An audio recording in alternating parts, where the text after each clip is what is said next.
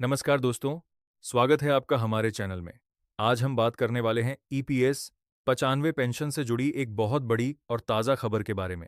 अगर आप या आपके परिवार में कोई भी कर्मचारी भविष्य निधि संगठन यानी ईपीओ से जुड़ा रहा है या फिर ईपीएस 95 स्कीम के तहत पेंशन पा रहा है, तो यह जानकारी आपके लिए बेहद ज़रूरी है।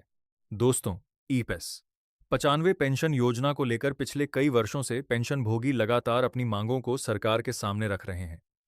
उनकी सबसे बड़ी मांग है कि न्यूनतम पेंशन को बढ़ाकर कम से कम 7,500 रुपये प्रति माह किया जाए, साथ ही महंगाई भत्ता यानी डा भी दिया जाए।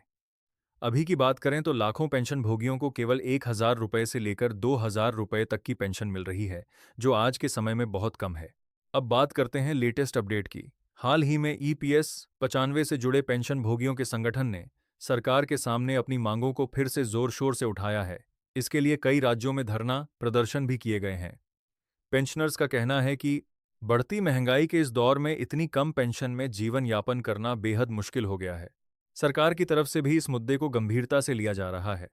श्रम मंत्रालय और ईपीएफओ के अधिकारियों के बीच कई दौर की बैठकों की खबर सामने आई है।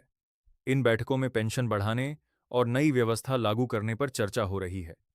हालांकि अभी तक कोई अंतिम बीज की वजह से जो ने कैरवीज आरन ने फैसला नहीं आया है, लेकिन संकेत मिल रहे हैं कि सरकार जल्द ही इस पर बड़ा निर्णय ले सकती है।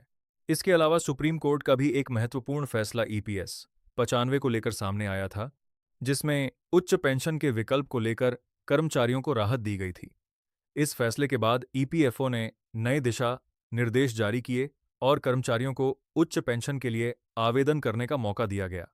लेकिन इस प्रक्रिया में कई तकनीकी दिक्कतें भी सामने आईं, जिससे पेंशनर्स को काफ़ी परेशानी हुई। अब ताज़ा खबर ये है कि सरकार इस पूरी प्रक्रिया को और आसान बनाने की दिशा में काम कर रही है। कई विशेषज्ञों का मानना है कि आने वाले समय में ईप्स 95 पेंशनर्स के लिए